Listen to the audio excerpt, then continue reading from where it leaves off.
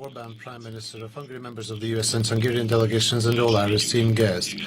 At today's event, the agreement between the government of the United States of America and the government of Hungary to facilitate cooperation on the civilian nuclear program in Hungary will be signed. The signatories to the agreement on behalf of the United States of America, Secretary of State Marco Rubio, and on behalf of Hungary, Minister for Foreign Affairs and Trade, Mr. Péter Szijjártó.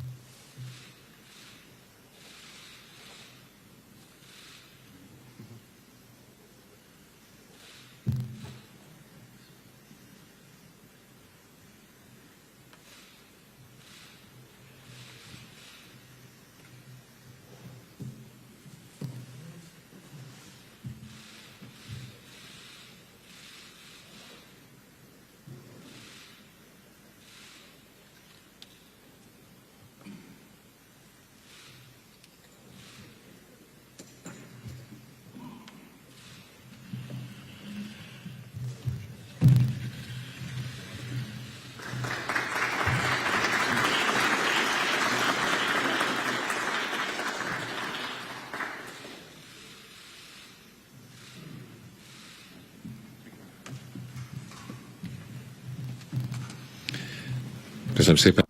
Thank you very much, gentlemen.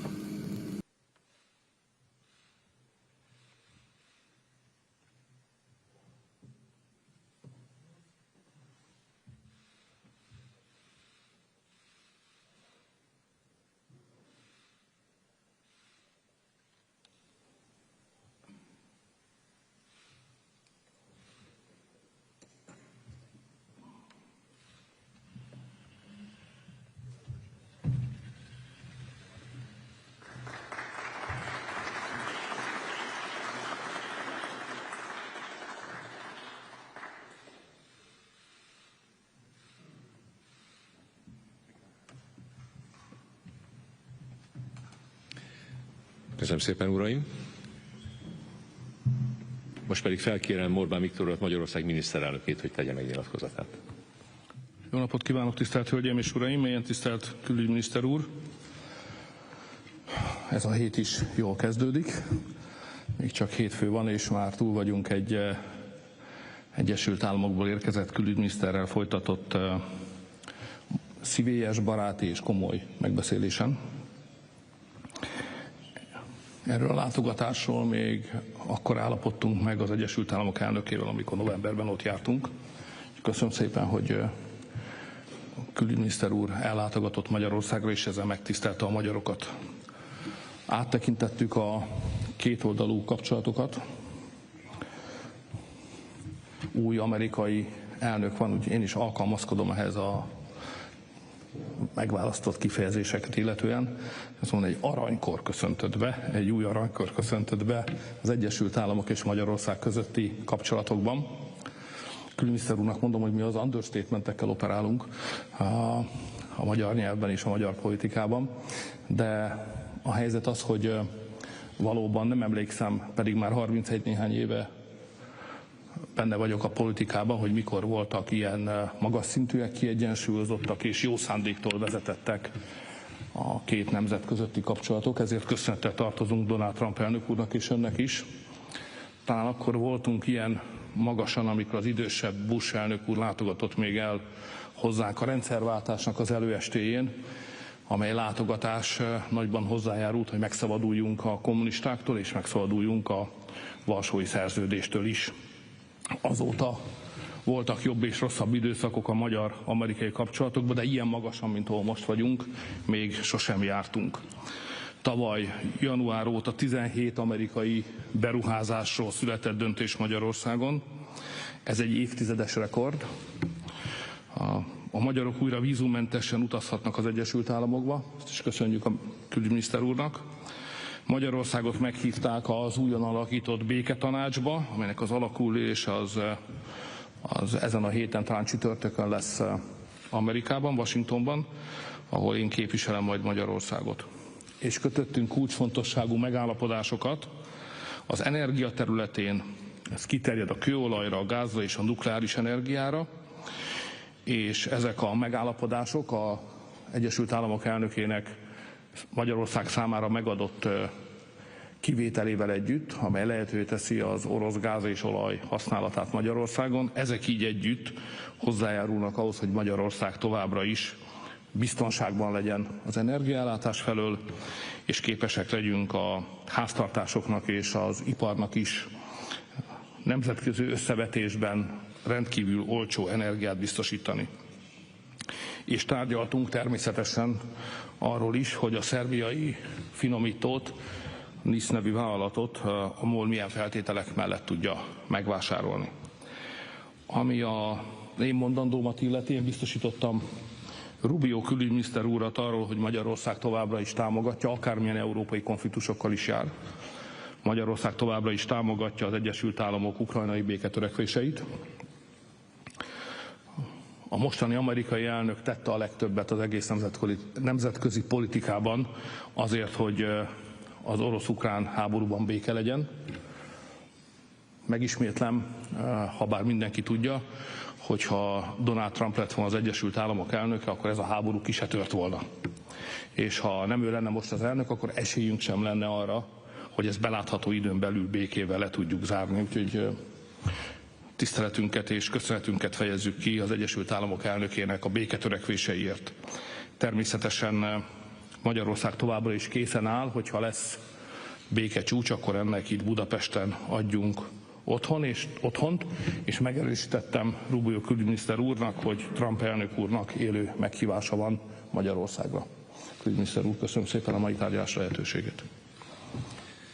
Köszönöm szépen, miniszterelnök úr. Most pedig felkérem Marco Rubio urat, az Amerikai Egyesült Államok külügyminiszterét, hogy tegye meg nyilatkozatát. Well, thank you, Mr. Prime Minister, for welcoming us here today. It's an honor to be with you in this incredibly gorgeous city. It's my first time being here, and it's phenomenal, even to be in this hall, where and the history behind it, and everything that's going on here. The second is, you know, the relationship. You talked about the golden age, which is not an exaggeration. The relationship between the United States and Hungary today is as close as I can possibly imagine it being. And it's not just close rhetorically, it's close in action and things that are actually happening. And I think some evidence of that is here today in the agreement that we've just signed that builds on a historic meeting that we had in November at the White House that you had with the President, and that I happened to have the honor to be present and be a part of it. The signed agreement we've had today is one that we hope will be many in the years to come, that areas of collaboration. You spoke about the 17 investments. To those who think that Hungary is being isolated, that's an example of the fact that that's not the case, that under the Prime Minister's leadership, in fact, there is a growing number of American companies, as evidenced by the 17 that have already arrived, who want to invest in your economy and want to be a part of what's happening here and are excited about it because you have strong leadership. Because you have leadership that we know are going to protect investments and allow it to continue to be a place that's friendly for business and be competitive with rules that are competitive that allow businesses to grow and prosper in comparison to other places. And there's so many other areas that we can work together on, especially on energy, but just so many areas of common interest. But I have to say this because it's important to understand. We are entering this golden era of relations between our countries, and not simply because of the alignment of our people, but because of the relationship that you have with the President of the United States. I don't think, you know, it is any mystery, and should not be a mystery to anyone here, how the President feels about you, how he interacted with you in his first term as President, and now in his second term as President, that relationship's grown even closer. And it's important to understand how important the relations between leaders are to the relations between countries. We are, at the end of the day, we are still human, we are still people, and that person-to-person connection that you've established with the President has made all the difference in the world in building this relationship and in hopefully growing this relationship even more. It is the kind of thing that I think, for example, I can say to you with confidence that President Trump is deeply committed to your success, because your success is our success. because this relationship we have here in Central Europe through you is so essential and vital for our national interests in the years to come. That, if you face financial struggles, if you face things that are impediments to growth, if you face things that threaten the stability of your country, I know that President Trump will be very interested because of your relationship with him and because of this importance to this country, to us, to finding ways to provide assistance if that moment ever were to arise, and obviously with regards to finances and the like. I also think it's the reason why in your visit in November you saw an extension and a suspension of the imposition of sanctions and allowed to move forward on energy. It was because of that personal relationship. It's because we want you to continue, because we want this economy to prosper, we want this country to do well. It's in our national interest, especially as long as you're the Prime Minister and the leader of this country. It's in our national interest that Hungary be successful. It helps America, and obviously it helps you. So it's an honor to be with you here today. We have a lot that we can continue to work on. We also want to thank you, and I want to thank you on behalf of the President of the United States for the indispensable role you played on the Board of Peace. Not everyone's on the Board of Peace, and not everyone, for different reasons, they can be participants or not be participants, but you are, and you've been there from the very first day. And again, a testament to the personal relationship between President Trump and Prime Minister Orban that I think speaks volumes. The role you play geopolitically, the role you play even outside of this region in affairs involving the Middle East is invaluable and indispensable, and we are very appreciative of it. And that's why after traveling to Munich for the security conference, I wanted to make sure we paid a visit here to continue to build on this relationship and to signal very clearly that not only are we in a golden age, but we haven't even scratched the surface of what we can achieve together as a people, as peoples, as nations, and as leaders. And so I thank you for the opportunity to be with all of you here today, and thank you for the very warm invitation and the very important conversations that we had, where we touched on a bunch of subjects and a bunch of topics that I think will be of great interest back in Washington when I return. Thank you. Külügyminiszter úr, köszönöm szépen. Most néhány kérdésre van időnk. A magyar televíziót kérem először.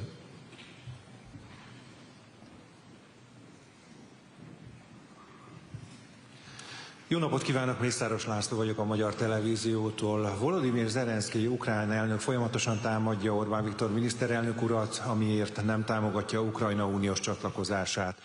Önök miként értékelik ezt a politikai akciót, politikai támadást egy NATO tag és egy uniós taggal szemben? Köszönöm. És kitől kérdezte ezt tőlem, vagy a külügyminiszter? Bocsánat, mindkettejüktől kérdezném természetesen. Igen. Nem akarom belerángatni a külügyminiszter urat magyar belpolitikai diskurzusokba. Ha megengedek, akkor válaszolok először. If you allow me, I start to answer first to this question.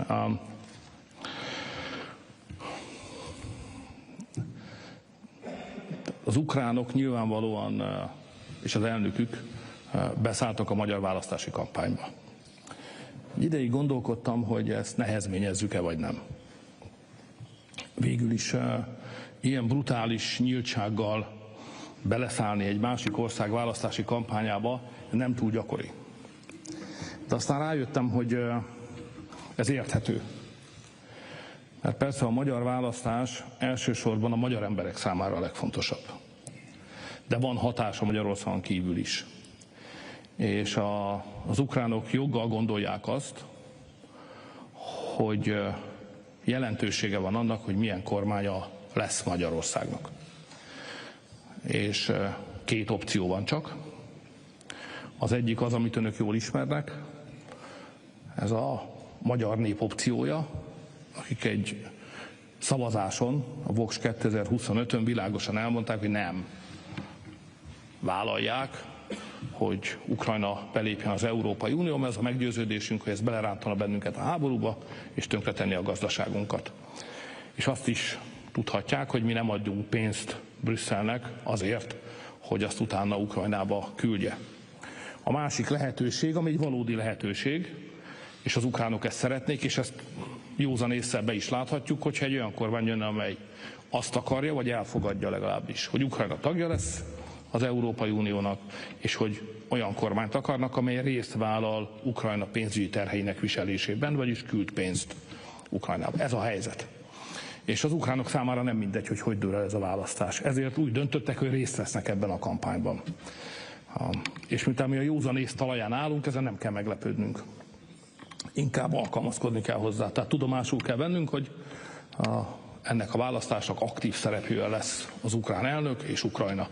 És nekünk velük szemben is győznünk kell, ez a realitás.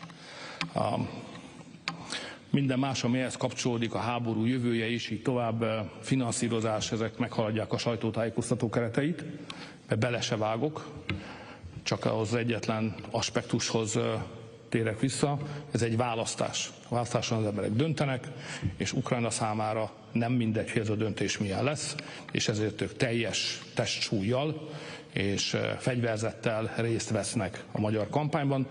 Tudjuk egyébként, hogy finanszírozzák is az ellenfeleinket, tudjuk, hogy ez hogyan történik, ez egy leírt, jegyzett, ismert dolog, de még egyszer mondom, nem fölháborodni kell, hanem tudomásul kell venni, hogy ez a választási kampány Magyarországon nemzetközi dimenzióval is rendelkezik. Más irányba is, de az ukrán irányba egyértelműen. Ezért ez egy fontos nemzetközi esemény, nem csak a magyaroknak, hanem, mint az ukránok például mutatja, más, nálunk nagyobb népeknek is fontos. Így kell választást nyerni. Nyertünk már mindenhogy, most majd így fogunk. Well, my only comment is the United States' interest is to see the war end, and we want to do what we can to make it end. We're the only nation on earth that apparently can get both sides to the table to talk. I'm not here to insult anybody, but the United Nations hasn't been able to do it. There's no other country in Europe that's been able to do it.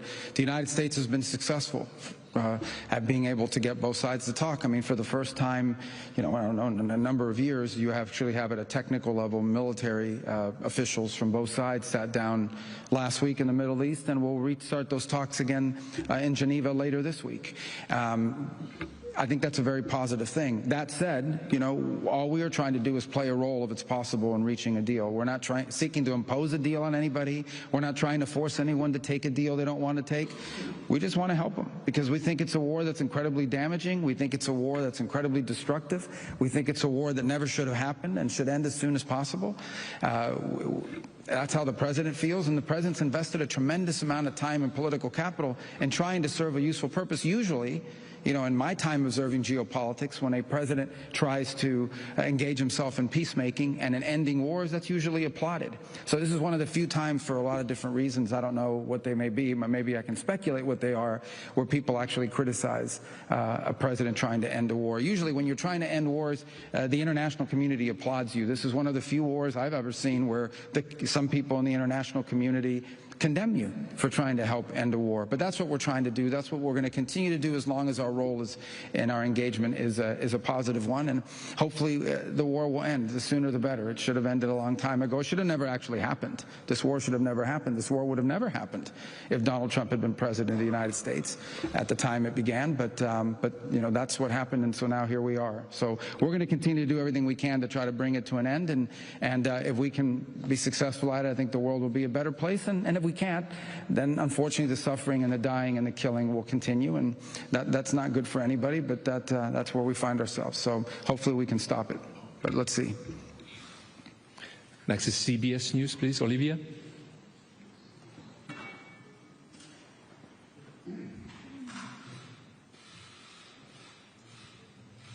Thank you very much. Budapest is, in fact, beautiful. Mr. Secretary, on the notion of a golden age, why isn't the United States conditioning deeper cooperation with Budapest on Hungary reducing its extensive and ongoing deepening cooperation with China, which is a strategic rival for the United States? Secondly, if, despite President Trump's endorsement and your visit here, Prime Minister Orban does not succeed and loses the April election, does the U.S. commit to working with his challenger constructively? Prime Minister Orban, do you commit to accepting electoral defeat if it happens? And to both of you, Prime Minister Orban has said that the exemption that Hungary has been granted for Russian energy purchases is indefinite. The U.S. has said it was for 1 year. Which one is it? Thank you. All right, well, let me start by answering that question. First of all, so everybody can be very clear. I've made this point repeatedly. I'll make it again. Under President Trump, it is our expectation that every nation on earth is going to act in their national interest. That's what nations are supposed to do. If the Prime Minister of Hungary does not act in the national interest of Hungary, he won't be Prime Minister for long. But who's going to act in the national interest of Hungary if their Prime Minister doesn't do it? If your government is not acting in your national interest, then who will? By the way, we feel the same way about America.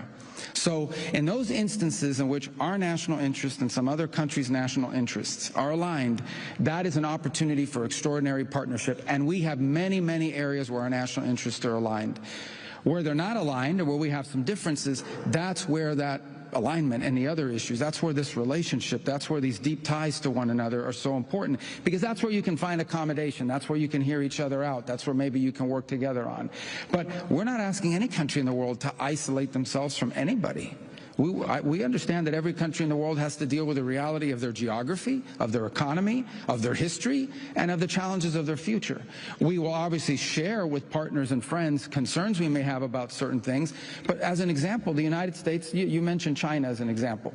Okay, we have trade and relations with China. The President of the United States is going to travel in April to China. Why? Because China's a big country. It's got 1 billion-something people, second largest economy in the world. They have nuclear weapons. It would be crazy. Okay, it's insane for the United States and China not to have relations and interact with one another. Now, two big countries like this, do we have differences? We absolutely do.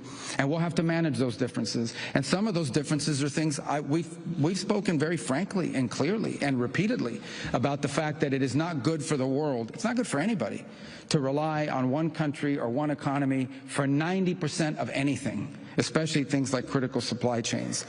This is a reality. We want to diversify supply chains around the world. We've spoken clearly about it. That's not an anti-China thing. That's just the reality that over-dependence on one source is not good, and especially when there's been a willingness in the past to use it as leverage against each other. But we expect it. We pursue these things within the context of the U.S. national interest, and that's why we met with the Chinese in South Korea earlier in the year, and we're able to reach an understanding on some trade matters. That was a mutual interest between us and them. So geopolitics is difficult because it requires a little bit of maturity and seriousness. Okay? It requires a little bit of seriousness about these things have real implications, and the balancing of relations between nation states requires maturity and seriousness. So our relationship here, you asked the last question about it. Look, I'm just telling you guys what it is. Okay? The President has an extraordinarily close relationship to the Prime Minister. He does, and it has had tangible benefits in our relationship. I'm not going to speculate about the future. You know, what happens in this country is up to the voters of this country to determine and decide, and we love the people of Hungary. But there's no reason to sugarcoat it. I'm going to be very blunt with you. The Prime Minister and the President have a very, very close personal relationship and working relationship, and I think it has been incredibly beneficial to the relationship between our two countries. The sanctions waiver, is it a year? What's that? I'm sorry?